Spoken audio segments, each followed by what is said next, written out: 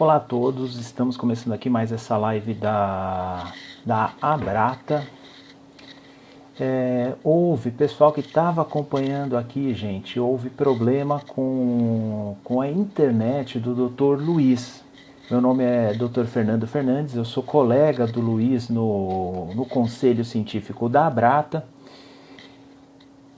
E pedimos desculpa aí por esse problema técnico, acontece quando é ao vivo, né? Um problema com a internet. O Dr. Luiz está no interior, numa cidade que tem problema com a internet, mas estamos de volta. Mais um minutinho para o pessoal todo entrar. Metade das pessoas que estavam, eu estou vendo aqui pelo número, metade das pessoas que estavam já voltaram. Vamos esperar um pouquinho o pessoal voltar. E olha, o Dr. Luiz já está chegando. O Dr. Luiz vai aparecer logo em instantes para a gente começar essa live. Então aproveita, você que já vai chegando, olha só, gente, tem gente anotando as perguntas. Então, se você tiver uma pergunta, deixa a sua pergunta, na medida do possível a gente vai tentar responder todas as perguntas. Olá, o Dr. Luiz voltou. Dr. Luiz voltou. Tudo bem aí com a internet, Dr. Luiz? Agora tá melhor, né? Você trocou. Eu coloquei do celular comum mesmo. Acho que o Wi-Fi aqui que realmente não está colaborando hoje com a transmissão. Certo. Mas estamos de volta. Eu estava falando para esperar só um instantinho o pessoal entrar. Já está quase todo mundo, ó, que estava lá já está de volta aqui. Para a gente falar um pouquinho sobre depressão, né, doutor Luiz? Exatamente. Bom, se eu tiver qualquer problema, viu, Fernando, você me brifa aqui em relação à conexão, etc. Tá. Bem-vindos a todos vocês. Essa é mais uma transmissão da Abrata. Hoje serei o moderador dessa live com especialistas. Espero que sim, espero que tudo corra bem aqui. E quem será nosso palestrante é o Dr. Fernando Fernandes, que é psiquiatra, médico psiquiatra e membro do Conselho Científico também da Abrata. Então, boa tarde. Bom, vamos dar início. Hoje o nosso assunto principal é depressão. Um tema que rende debates apaixonados, afinal de contas é uma condição clínica relativamente prevalente na população. Em torno de 6% da população, isso o Dr. Fernando vai falar um pouquinho mais, apresenta esse tipo de problema. O Dr. Fernando vai falar de alguns tópicos que eu vou enumerar aqui e vai começar falando um pouquinho a respeito da epidemiologia, depois vai passar um pouquinho para a parte de sintomatologia, quadro clínico, e posteriormente vai falar sobre tratamentos disponíveis hoje em dia, né, para depressão. Doutor Fernando, obrigado pela sua participação em primeiro lugar. Gostaria de agradecer também o convite realizado pela Abrata. E vamos iniciar, a partir da epidemiologia. Eu gostaria que você trouxesse as suas primeiras considerações. Obrigado, viu? Eu que agradeço, doutor Luiz, agradeço pela apresentação, agradeço pelo convite da Abrata e agradeço todo mundo que está nessa tarde de sábado aqui para aprender um pouquinho mais, né? Porque depressão é um tema, a depressão acompanha, tem gente que acha que depressão é um transtorno só, né? Na verdade, depressão é um conjunto de transtornos que acompanham outros transtornos psiquiátricos, né? Sobretudo o transtorno bipolar, mas a depressão também invariavelmente acaba acontecendo em outros transtornos psiquiátricos, de modo que é muito importante, né? Independente da patologia que a pessoa seja portadora, em algum momento sintomas depressivos acontecem, no transtorno bipolar nem se fala, né? Muito bem, quanto à epidemiologia, é assim, o quanto que acontece na população, o quanto que impacta a população, né? O Dr. Luiz já adiantou a depressão, num prazo de um ano, dá uma olhada nisso, ó, 5,5% a 6% das pessoas vão apresentar depressão. Isso é muita coisa. Ao longo da vida, esse número aí pode ser em torno de 17, 18% das pessoas ao longo da vida. Se a gente arredondar para 20%, uma a cada 5 pessoas, né, vai apresentar um episódio depressivo no mínimo ao longo da vida. Metade dessas pessoas vai apresentar episódios recorrentes ao longo da vida. Assim. Então, metade das pessoas que tem um episódio depressivo acaba tendo um segundo. E é uma doença com alto potencial para o quê? Um alto potencial para recorrência. Recorrência é ocorrer de novo ao longo da vida, de se repetir ao longo da vida, né? Sobretudo, a gente está falando da depressão dentro do transtorno bipolar, ela é mais ainda recorrente, porque a recorrência é uma característica importantíssima do transtorno bipolar. Então, a depressão bipolar, a depressão no paciente portador de transtorno bipolar, ela tende a ser mais repetida ao longo da vida. Em alguns pacientes, ela se torna crônica, quando ela dura mais que 2 anos, podendo ter momentos de melhora, momentos de piora, com maior intensidade dos sintomas ou menor, mas em muitos pacientes ela acaba durando mais que 2 anos e recebe a denominação de uma depressão crônica, né? Então, a epidemiologia, ou seja, como que ela ocorre na sociedade, na população, ela é muito grande. Das doenças psiquiátricas é uma das doenças mais comuns. E se a gente somar, né, a depressão, que acontece junto com outras doenças, né, como o uso de drogas, o toque, transtorno bipolar, então os números são muito grandes. Por isso que é uma doença tão importante. E por isso que ela também, entre outras coisas, incapacita muito. É a doença mais incapacitante do mundo, é a doença que mais faz as pessoas viverem com incapacidade no mundo. Não é? Então, o impacto que tem no bem-estar das pessoas, no sofrimento das pessoas e também no modo com que as pessoas funcionam. Né? Depressão é uma doença altamente incapacitante no trabalho, altamente incapacitante na nossa vida acadêmica, o nosso desempenho acadêmico diminui, é altamente impactante nos nossos relacionamentos. Então, hoje se sabe que mesmo sintomas depressivos leves, quando não tratados ao longo da vida, é muito curioso, um estudo mostrou que as pessoas com sintomas depressivos leves, não precisa nem ser uma depressão grave, sintomas depressivos leves ao longo da vida, as pessoas acabam, no final, tendo menor escolaridade, ou seja, menor desempenho nos estudos, menor renda, menor desempenho no trabalho. E acabam sendo mais solteiros e solitários, ou seja, mantém menos os relacionamentos também. Então é uma doença que impacta em todas as áreas da vida. Não é à toa que é a doença que mais faz as pessoas viverem com incapacidade.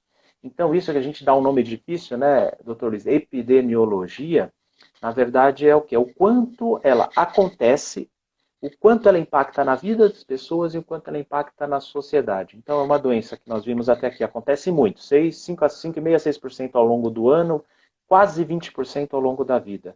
É uma doença que tem um potencial para recorrência muito grande. Metade dos pacientes que têm depressão têm episódios recorrentes. Alguns deles têm episódios crônicos, que duram mais que 2 anos, por vezes muito mais do que isso.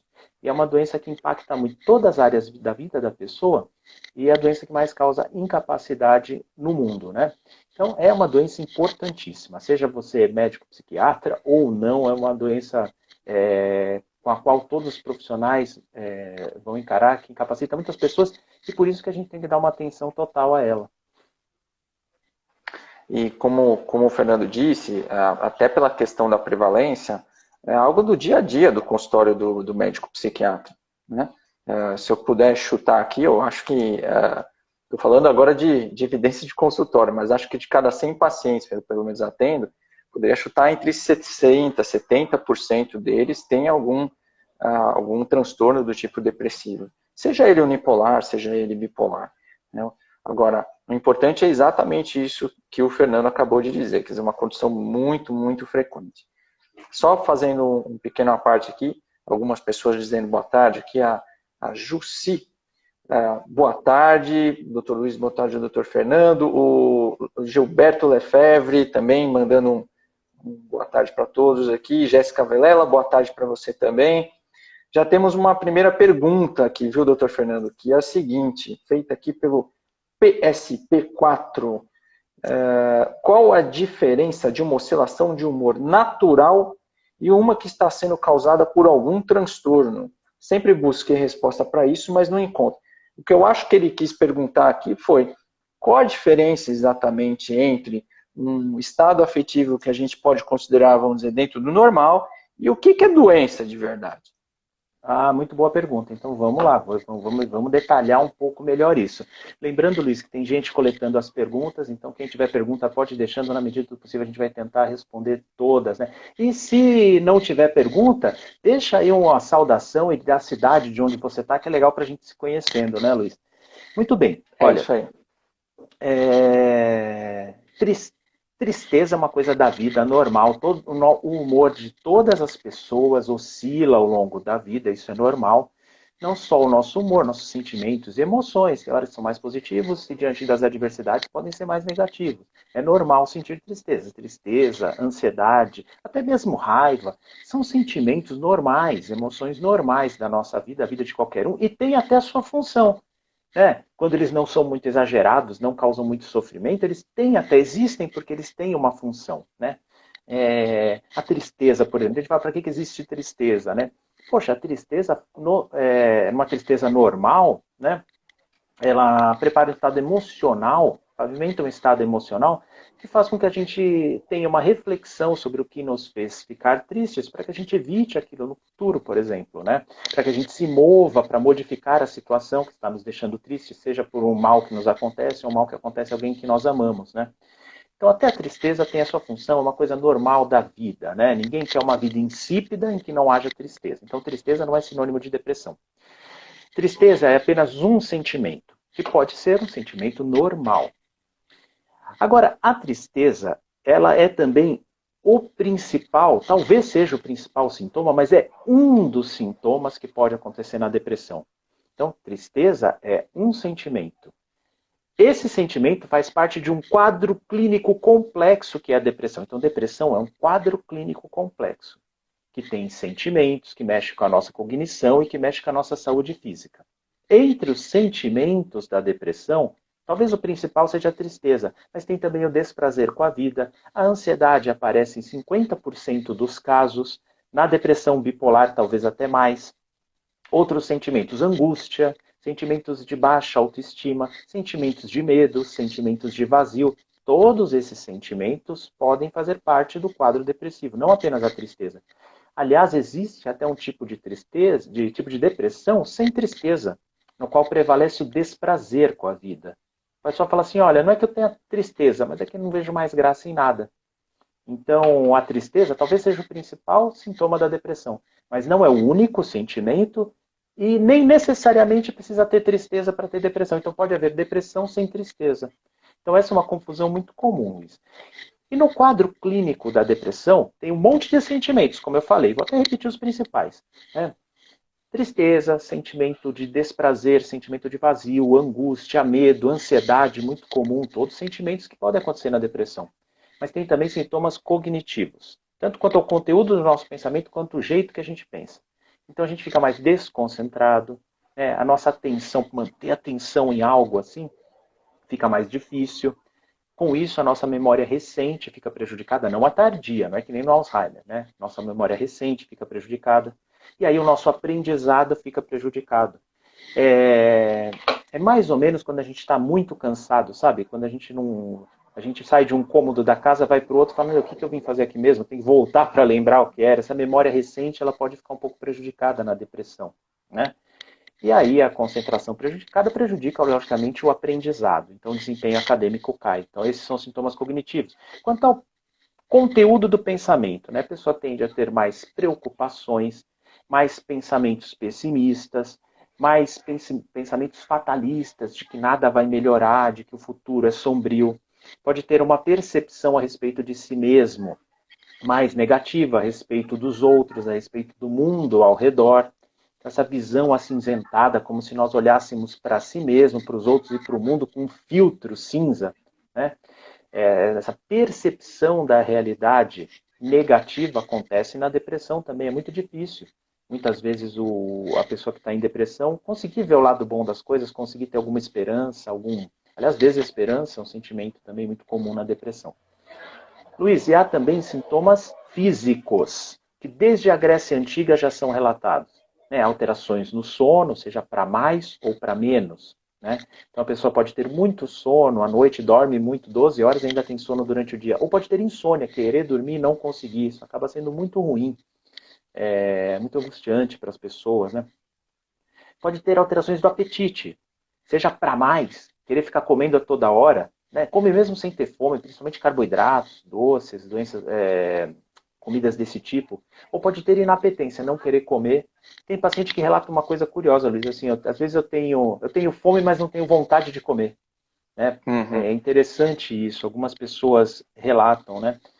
A Tá. percepção de dor das pessoas pode estar aumentada, aí aumenta o quê? Cefaleia, lombalgia, dores musculares. Se a pessoa tem alguma síndrome dolorosa, uma lombalgia crônica, fibromialgia, cefaleia tensional, acaba tudo piorando na depressão. Entre os sintomas físicos, a gente tem também o cansaço, né? Muitas vezes fadiga exagerada. Então, olha só, Luiz, essa pergunta o que gerou, né? A pergunta do... Quem foi que fez a pergunta aqui? Foi Vamos lá, foi o o PSP4. PSP4, o pessoal às vezes tem o nickname, né? A pergunta, olha o que gerou. Então, assim, tristeza é apenas um sentimento, que pode ser normal ou não. Depressão é um quadro clínico bem complexo. Agora, Luiz, só para finalizar, quando que a gente desconfia que a tristeza ela já não é normal? Eu posso dizer assim duas coisas. Quando ela é muito exagerada, né, e quando ela está causando sofrimento muito intenso. Né? Então é algo assim, olha, eu já passei por situações como essa, eu não fiquei tão triste assim. Ou se ela está causando sofrimento muito intenso, fala assim, caramba, eu já fiquei triste antes, mas agora parece que está mais doído, que está diferente. Então desconfie que pode estar num quadro depressivo e busque ajuda. Aí o psiquiatra vai ver todo esse quadro que eu falei para vocês. Muito bom, doutor Fernando. Quer dizer, é uma doença, vamos dizer, que envolve não só uma alteração comportamental, como muita gente pensa, mas alterações vegetativas mesmo, né? Fisiológicas importantes, né? Tem uma alteração global mesmo, né? Do corpo. Muito legal. Bom, pessoal, o bacana de a gente fazer as lives com especialistas e poder levar para um espaço, né, de internet virtual é a participação de pessoas de diferentes lugares. Então, o doutor Fernando até pediu para que ela se manifestasse, então estamos aqui. Então, tem gente de Manaus, alô Manaus, Floripa, Santa Catarina, Blumenau também aqui, Barueri, São Caetano do Sul, olha quanta gente diferente, Salvador, grande Salvador, Toledo, no Paraná, muita gente diferente do Brasil inteiro aqui, muito legal saber que tem tanta gente interessada, viu? Bom, vamos continuar com algumas outras questões aqui, ainda dentro disso, dessa parte aqui da nossa live, né? Existem pessoas que perguntam assim, a Jéssica Vilela aqui, como seria uma depressão sem a tristeza? Eu acho que pode acontecer uma coisa desse tipo, doutor Fernando, pode acontecer na pessoa simplesmente não estar melancólica, não estar entristecida e ter outros sintomas? Acho que sim, né? Sim, sim, sem dúvida. Como eu expliquei, a tristeza talvez seja o principal sentimento na depressão, mas há casos de depressão em que nem a tristeza. Por isso que eu não gosto que as pessoas façam sinônimo. Depressão é igual tristeza. Não é assim. A pessoa, às vezes, ela fala, e esse relato não é tão incomum assim, a pessoa fala, doutor, não é que eu esteja triste, mas de repente a vida perdeu o brilho. Aquelas coisas que antes eu gostava, eu não gosto mais, não estou vendo mais graça em nada. Né? Aí pode ser um hobby, o trabalho, ou até mesmo, às vezes, Luiz, pessoas que a gente ama. Fala, eu já cheguei a ouvir de uma mãe, ela com muita culpa e chorando, por isso falando, doutor, parece que eu não sinto mais amor pelo meu próprio filho. Ela falava isso, né? Ou seja, esse prazer, esse sentimento gostoso que nós temos com as coisas que a gente aprecia, a gente acaba perdendo na depressão. Então, ó, esse seria um caso que a gente poderia relatar de uma depressão sem tristeza. A pessoa não tem tristeza. Ela fala, não estou triste, mas eu não vejo mais prazer em nada. Parece que nada tem graça para mim. Esse seria o caso, é o que a gente chama de desprazer ou anedonia, que é a perda da capacidade hedônica, a perda da capacidade de sentir prazer. Isso poderia sim ser uma depressão sem tristeza. Então, a tristeza está presente na maioria dos quadros depressivos, mas pode acontecer isso. E aí que a pessoa não percebe, às vezes, que está em depressão, né, Luiz? Porque não está triste. Esse nome é meio estranho, né, Edonia, mas na verdade tem a ver com o deus do prazer, né? Na Grécia, não é isso? Edonis, que era o deus do prazer. Então, a anedonia é quando você perde o prazer nas coisas. Você larga a mão daquelas coisas que você gostava anteriormente. É isso aí. Muito bom. Vamos lá. Tem mais algumas pessoas aqui trazendo algumas perguntas. Qual o melhor manejo de rede de apoio de pessoa que sofre de depressão?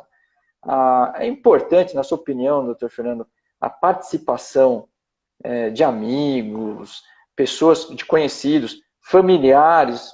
Qual a sua opinião? Essa pergunta é fundamental e tem tudo a ver com o que a gente está fazendo aqui. Eu acho que tem vários níveis para a gente responder essa pergunta. Acho que no nível maior é assim, o que é? É a disseminação de conhecimento a respeito dos transtornos psiquiátricos, no caso da Abrata, depressão e transtorno bipolar, né? Disseminando o conhecimento vai fazer com que as pessoas reconheçam mais em si e nos outros sintomas da doença, indícios de que a doença pode estar acontecendo. Então, a gente não dissemina informação para que as pessoas aprendam a fazer diagnóstico e tratar. Esse é o papel dos profissionais que dedicam a vida só a isso, né? Isso não é a nossa intenção. Nossa intenção é divulgar boa informação para vários objetivos. Primeiro, para que o preconceito e estigma a respeito dos transtornos diminua, para que as pessoas encontrem uma informação de qualidade, para que busquem ajuda reconhecendo em si e nos outros os sinais de que a pessoa possa estar com um problema. Então, esse é no nível maior, né? Ninguém precisa saber fazer diagnóstico, ninguém precisa lembrar todos os sintomas, né? De todas as doenças, né? Para achar precisamente. Enfim, não é para fazer diagnóstico, mas é assim, ajuda as pessoas a perceberem que algo está errado e, primeiro, prestar um apoio, prestar uma solidariedade, estar do lado, ouvir a pessoa. Para isso, não precisa uma capacitação excepcional, basta apenas disponibilidade, um ouvido, né, exercitado para ouvir com empatia as pessoas.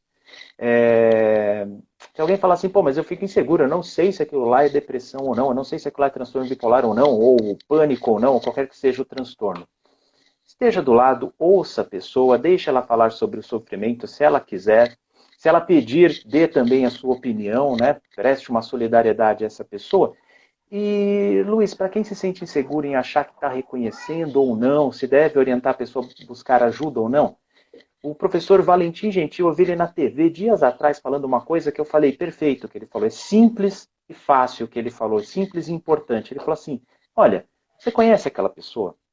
Será que o comportamento dela mudou? O modo dela se relacionar com as outras pessoas e com o trabalho mudou? Você percebeu uma mudança na postura dela? Desconfie que algo pode estar errado. Talvez ela só esteja passando por um momento difícil da vida. Ok, mesmo assim você consegue ajudar. Ou talvez ela esteja passando por um problema psiquiátrico. E aí você pode recomendar essa pessoa a buscar ajuda. No mínimo, ouvir a opinião de um profissional. Então, a gente fala muito, como a gente já falou hoje aqui, sobre os sintomas das doenças, para que a gente reconheça em si, nos outros, para que caia o preconceito e tudo mais.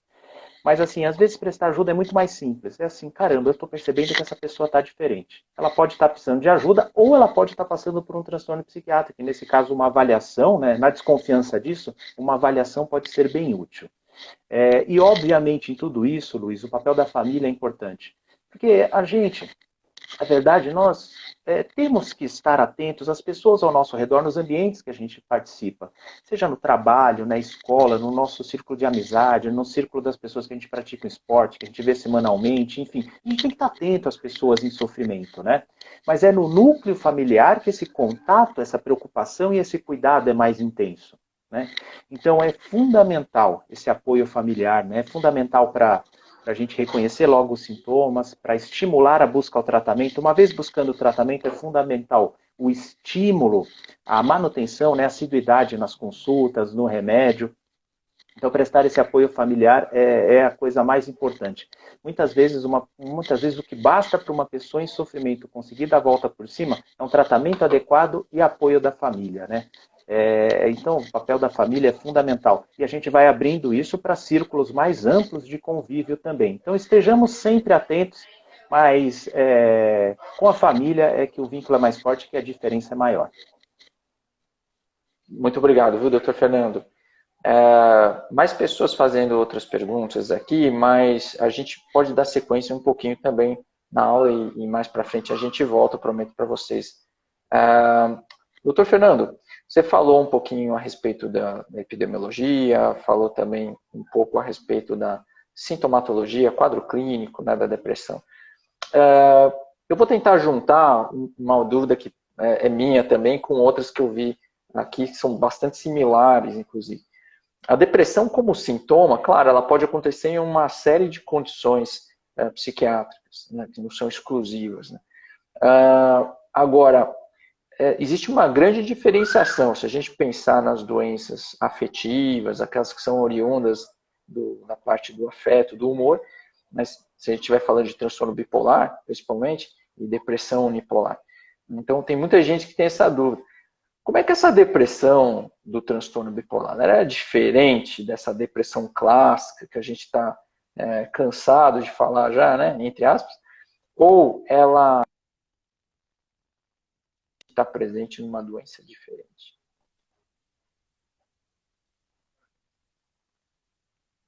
Eu não sei se cortou aqui um pouquinho. Deu uma cortada, mas eu entendi bem a pergunta. Teve até um colega que colocou no início da live assim, pô, vamos falar de depressão? Fala de bipolar. Olha, mas a depressão no paciente que tem só depressão, será que ela tem semelhanças e diferenças com a depressão no paciente bipolar? Essa pergunta é muito boa. Existem 2 pontos de vista que a gente pode ter sobre essa questão.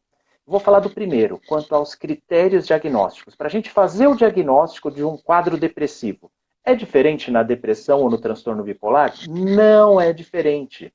Exatamente os mesmos critérios nós usamos na depressão, seja no paciente que tem só depressão, seja no paciente que tem depressão e é bipolar e tem depressão.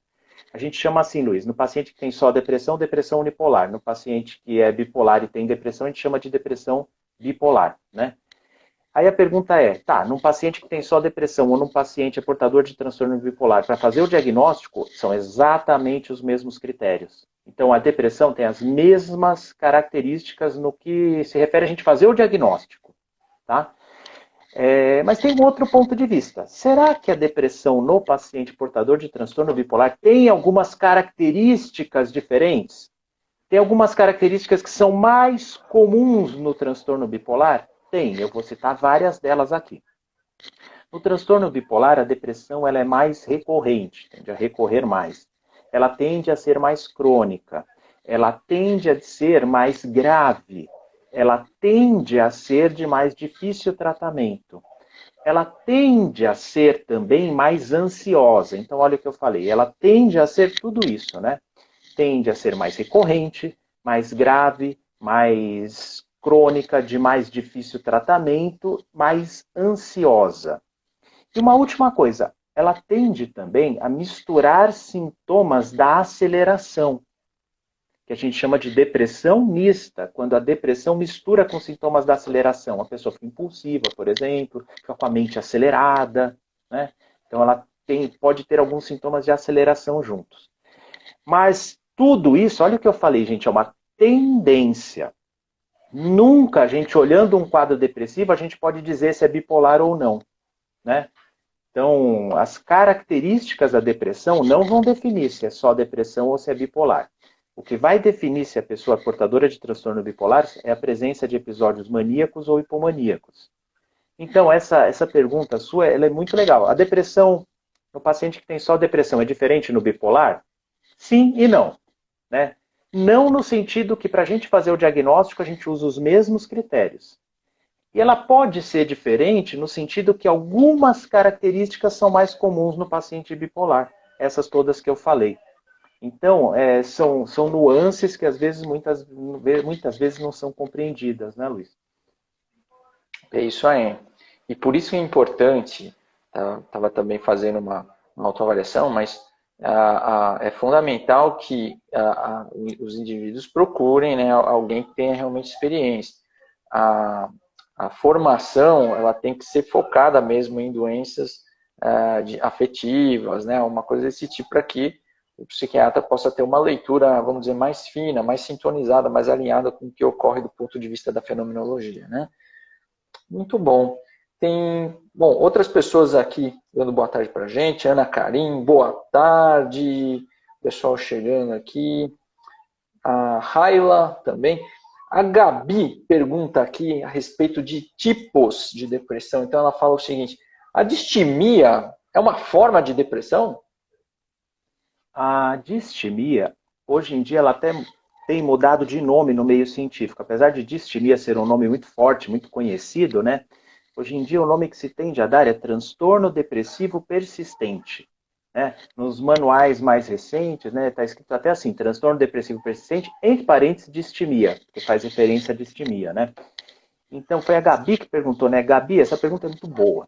Né? Tem diferença entre uma coisa e outra? Hoje em dia, a tendência do conhecimento médico é considerar simplesmente a distimia como uma depressão crônica. No começo aqui da live, eu até falei que tem depressões que duram mais que um ano, são chamadas depressões crônicas, né? Então, o transtorno depressivo persistente ou distimia é simplesmente uma depressão que dura mais que 2 anos. Antigamente, Luiz, falava-se muito assim, que a distimia ela é uma depressão leve e prolongada, né? Tá meio certo, meio errado. Ela é uma depressão prolongada, isso é verdade, mas não necessariamente é leve. Muitas pessoas têm sintomas graves por 2, 3 anos, anos a fio, né? E muitas vezes Então, confundido com personalidade, inclusive, né, Fernando? Porque são pessoas que são inclusive, tidas pelas pessoas como azedas, como difíceis.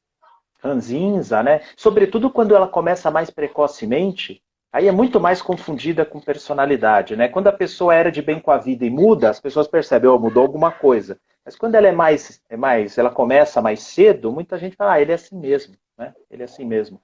E não é. Então, uma vez, eu fui dar uma entrevista na Jovem Pan há bastante tempo sobre distimia. Aí, no intervalo lá, a repórter combina com a gente, né? O pessoal às vezes não sabe, acho que é tudo assim na hora, né? Algumas são, mas às vezes ela combina e fala, doutor, então vem cá. Então quer dizer que distimia é uma depressão leve, né? Então ela causa pouco sofrimento e então trata com dose baixa do remédio. Eu falei, cara, você errou três vezes na mesma frase. Primeiro, que a distimia, né, transtorno depressivo persistente, ele pode ser grave e prolongado. Né?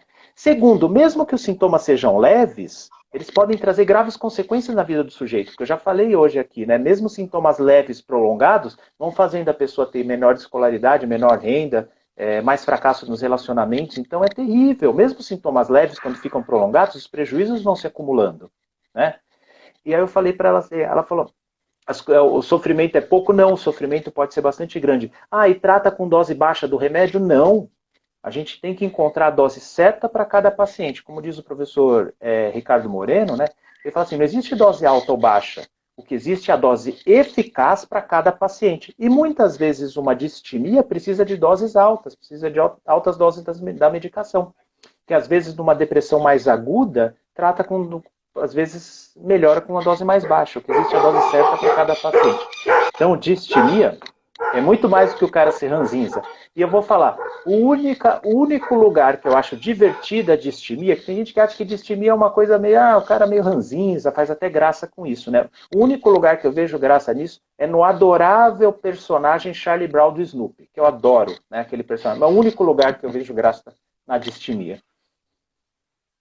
Legal, legal. Tem a Bem hiena do lembrado. desenho também. Tem a hiena Hartley também. Isso denuncia a idade, normalmente. Quando a gente começa a falar de Charlie Brown, tá bom, tudo certo. Fernando, a gente, claro que a gente tem, é um assunto assim muito denso, muita coisa para se falar. Então a gente tem que lidar também com a parte cronológica aqui do tempo. Vamos falar um pouquinho a respeito de tratamento, porque eu acho que é um tópico quente também, né? Muita gente quer saber a respeito de tratamento e tudo mais. E, bom, temos algumas interferências aqui externas, eu peço desculpa. No campo isso às vezes acontece, mas tudo bem. Mas eu queria saber assim, o tratamento clássico da depressão é feito com antidepressivos. Hoje muita coisa nova apareceu, inclusive nos últimos congressos que eu tenho participado, aí você deve também ter participado, imagino eu, mas você tem visto isso também, assim, o Dr. Fernando, não sei se todo mundo sabe, mas ele faz parte lá do HC, trabalha dentro do HC, então está muito ligado nesse assunto. Me conta um pouquinho dos tratamentos clássicos, o que a gente tem também de novo, Fernando? O tratamento básico, o tratamento médico, tem o tratamento psicoterápico e tem o tratamento médico. Falando do tratamento médico, né, a base do tratamento são as medicações antidepressivas. Existem mais quase 30 medicações, por volta de 30 medicações antidepressivas disponíveis no mercado. Seu médico vai saber escolher qual é a medicação mais adequada para o seu caso. Muitas vezes são precisos ajustes de dose, trocas de medicamento, ou às vezes, Luiz, o uso de medicações chamadas adjuvantes, que nós usamos em parceria com os antidepressivos para aumentar a melhora do paciente, né? Então tem medicações de outras classes também, que não os antidepressivos, que podem ser usadas também, né? Então, a base são os antidepressivos associados ou não a outras categorias de medicamento também, né? O tratamento psicoterápico, obviamente, na maioria das vezes ele é bem-vindo. Mudanças no estilo de vida podem ajudar também. E há alguns tratamentos mais recentes, né, outros nem tanto, que podem também ser usados em algumas circunstâncias, né? Um tratamento que já é relativamente antigo, mas que ainda possui uma eficácia, né, é grande em alguns casos, sobretudo mais graves, que é a eletroconvulsoterapia, né? Um tratamento antigo e muito importante que se sustenta porque ele é muito importante em alguns casos e eficaz. A estimulação magnética transcraniana tem ganhado espaço em alguns casos também, né? Principalmente essas duas modalidades, né, fora das medicações. As mudanças no estilo de vida saudáveis, elas são bem-vindas, né, são preconizadas até nas diretrizes, né, atividade física, sobretudo aeróbica, por exemplo, ajuda bastante, mas a base do tratamento continuam sendo os antidepressivos e algumas medicações adjuvantes aí que ajudam o efeito dos antidepressivos. E quanto ao período de tratamento, isso varia de caso para caso, mas é um tratamento de médio e longo prazo da depressão, né? Lembrando que os antidepressivos não causam dependência e são medicações bastante toleráveis hoje em dia, né?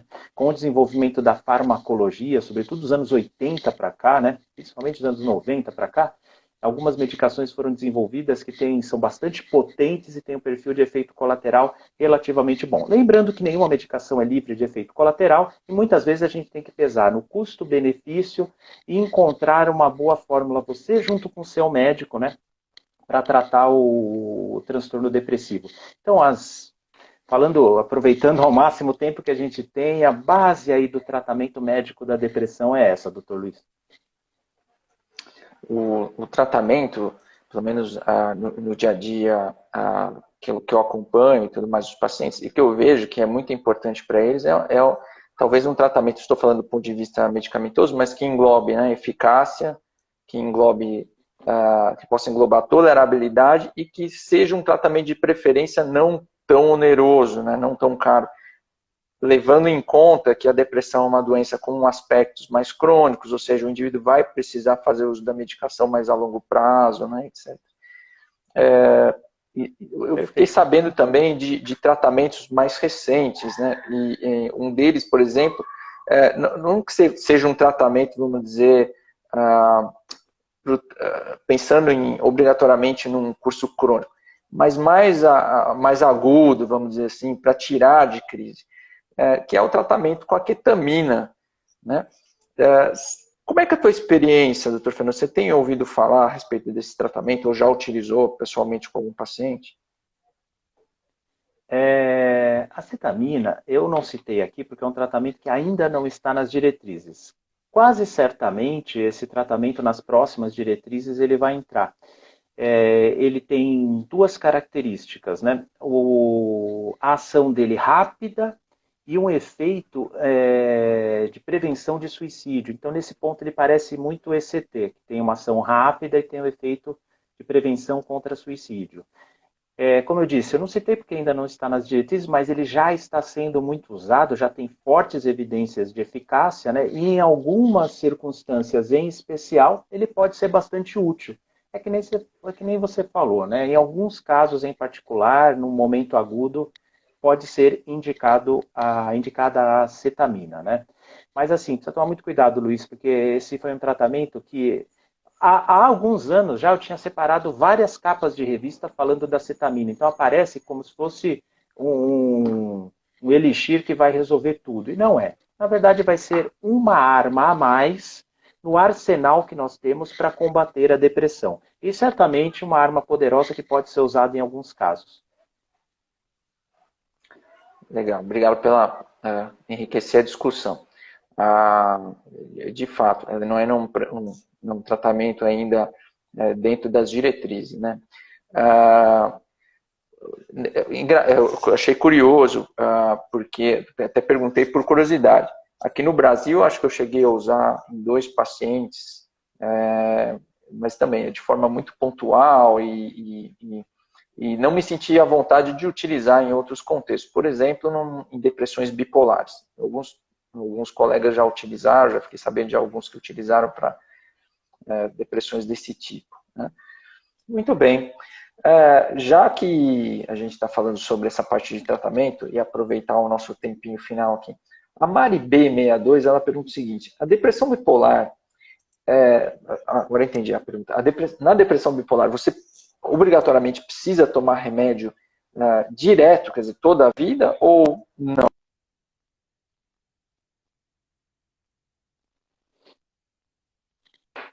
Então, doutor Luiz, essa pergunta, ela é bastante comum. Tem alguns motivos para isso, né? Para essa pergunta ser comum. Primeiro, que é uma aspiração de qualquer pessoa que está usando uma medicação e fala assim, pô, eu queria poder viver sem essa medicação, né? Em segundo lugar, porque já houve época, né, que as diretrizes apontavam que era possível, em alguns casos de transtorno bipolar, ficar sem a medicação, né? Então, até os anos 80 havia lá que alguns tipos de transtorno bipolar, se ficasse 5 anos sem ter sintomas, poderia se tentar uma descontinuação. Hoje, o que a doutrina médica fala é que vale muito a pena, uma vez encontrando uma estabilidade, entrar em velocidade de cruzeiro e manter a medicação. Por quê? Porque a chance de voltar é enorme, né? A chance de voltar a ter episódios, mais de 90%. Então, se os episódios são graves, causam sofrimento e prejuízo, vale muito a pena manter a medicação para que os episódios não voltem, né? E é muito comum, assim, e até compreensível, até num certo ponto, os pacientes falam assim, pô, mas eu já estou bem há algum tempo, aí começa o pensamento assim, eu acho que aquilo lá foi uma chuva de verão, acho que aquilo lá foi o estresse que eu passei no momento, talvez agora dê para eu ficar sem remédio, muitas vezes a doença volta, assim, uma coisa curiosa e triste é que às vezes a gente retoma o remédio e o paciente fica bom de novo, às vezes a gente retoma o remédio e o paciente não fica bem como antes. A gente tem que correr atrás de novo para ajustar as medicações e o tratamento. Então, o que eu recomendo é, está tudo bem? Então mantenha tudo bem, mantendo o tratamento. Legal. Uma pergunta também que veio da Carmen Sardinho, também em relação a tratamento. Ela pergunta assim, em adolescentes, o tratamento ele de alguma forma é diferente do tratamento realizado em adultos ou utiliza as mesmas medicações, as mesmas diretrizes? Olha, Carmen, o que muda, principalmente no adolescente, é a forma de apresentação dos sintomas. Então, os sintomas, na verdade, são o mesmo. Muda o quê? O que eu falei, ó, a forma de apresentação acaba tendo mais irritabilidade, né? Mais hostilidade, muitas vezes, tendência ao isolamento, queda no rendimento acadêmico, né? Falando da depressão. O que acontece no adolescente é que, em alguns casos, sobretudo de depressões leves que não estão muito prolongadas, a gente investir um pouco mais na terapia. Isso acontece, da gente investir um pouco mais na terapia antes do remédio. Olha o que eu falei, geralmente nos casos de depressões mais leves e que não estão muito prolongadas. Então, inicialmente, a gente pode investir um pouco mais na terapia. É a única coisa que muda, porque a forma de tratamento medicamentoso é a mesma, as medicações são as mesmas, as estratégias são as mesmas, né? Só acontece isso, que muitas vezes mexendo no ambiente, na psicologia do adolescente, sobretudo em casos leves e curtos, pode ser resolutivo, né? Mas as bases do tratamento são as mesmas, viu, Carmen? Legal. Se você me permite, Fernando, acho que um complemento que eu faria, inclusive, para o tratamento, é a respeito da psicoeducação, né? Exatamente o que nós estamos fazendo aqui hoje, inclusive, que é a disseminação da informação. Então, queria aproveitar também esse espaço para dizer que a Abrata é uma instituição que hoje está presente, vamos dizer, não só de forma regional, mas no Brasil todo, através, né, da internet, através desse espaço virtual, e que todos vocês podem ter acesso tanto a essas lives, né, que nós estamos fazendo agora, mas também de forma remota, né, de forma assim, a procurar também outros tipos de conteúdos no próprio site da Abrata, abrata.org.br, esse é o endereço então do nosso site. Informações sobre depressão, informações sobre transtorno bipolar. Temos também lá os grupos de apoio online que ocorrem semanalmente, são bastante disputados, inclusive. Então, é um trabalho muito bem feito da diretoria executiva da Abrata. Bom, a gente está em cima aqui já está tocando o gongo, em cima da hora. Queria agradecer a participação aqui do Dr. Fernando Fernandes, por mais essa brilhante exposição que ele trouxe para nós todos. Obrigado mais uma vez, viu, Fernando? E esperamos você aí novamente em lives futuras. Eu que agradeço pelo convite, agradeço pela presença de todos e só reforçando, gente, se você acha legal esse trabalho de disseminação de conhecimentos em saúde psíquica, né, e principalmente transtorno bipolares e depressão, faz o seguinte, você pode ajudar a gente muito fácil de graça. Tem esse aviãozinho aqui embaixo, aqui no Instagram, clica lá, manda essa live para alguém que você acha que possa se aproveitar desse conteúdo. Se inscreve no canal da Abrata lá no YouTube. O YouTube está crescendo bastante da Abrata, muito material lá, com informação chancelada pela Abrata. Então vai lá, se inscreve, clica no sininho para você ser avisado sempre que cair um novo vídeo lá. Tá ok? Olha, e agradeço demais todo mundo que esteve aqui, que mandou a sua pergunta, tá bom? Luiz, a gente começou a sua live caiu, a minha começou logo em seguida. Eu queria pedir uma licença para você, se for possível. Posso passar rapidinho as perguntas que o pessoal fez para o pessoal ser contemplado? Claro. Então vamos lá, ó, só passar para todo mundo ser contemplado, né? Muitas perguntas a gente já respondeu e algumas, olha, a Ana Karim mandando boa tarde, doutor Luiz Felipe. A Mirna está perguntando, né, se irritabilidade ela é um sintoma frequente, ela é muito frequente na depressão e mais ainda na depressão bipolar, né? Muito frequente. A Mirna fazendo a mesma pergunta, irritabilidade, né, como um sintoma da depressão. A Silvia, ela está perguntando, Luiz, se a menopausa pode agravar os sintomas. Pode agravar, sim, os sintomas, tanto da depressão quanto no transtorno bipolar, pela alteração hormonal, né? Tipicamente, né? A Marina está perguntando se o ECT ajuda o paciente bipolar. A mesma coisa que eu falei para depressão, né? Que a gente falou, né, doutor Luiz? Vale também para depressão bipolar. O ECT ajuda ambos os casos, né? A Graziela está perguntando se a depressão mista seria um tipo de depressão. Sim, é um subtipo de depressão. É a depressão que mistura sintomas da depressão com sintomas da mania, né? A Carmen perguntou sobre o tratamento de adolescentes, a gente já conversou. A Marli está perguntando de pessoas que resistem aos medicamentos, né? Aí tem que ser quebrado esse preconceito, né? Contra a medicação psiquiátrica, né? Os tratamentos medicamentosos tanto na depressão quanto no transtorno bipolar, a gente pode encontrar, que nem o Dr. Luiz falou, um equilíbrio entre a eficácia, né, nos sintomas, para você se sentir bem, e do outro lado, os custos, os efeitos colaterais. Pesando isso, a gente encontra um equilíbrio, né, paciente junto com o médico, né? E com isso a gente conseguiu contemplar aí todo mundo, ou quase todo mundo. Tá bom, Luiz? Olha, muito obrigado, viu? Obrigado, Fernando. Obrigado a todos vocês pela participação. Na verdade, quem vai encerrar essa live, então, vai ser o Fernando aqui em cima. Sou eu tinha esquecido, né? Porque eu tive que entrar. depois ele vai colocar, inclusive, essa live lá no Instagram TV, vai pedir para gravar essa live também. Vai estar lá no IGTV, gente. Se você gostou, então pode indicar que vai estar lá, então, no IGTV da Abrata. Valeu, gente. Uma boa tarde. Tchau, tchau. Tchau para todos. Obrigado.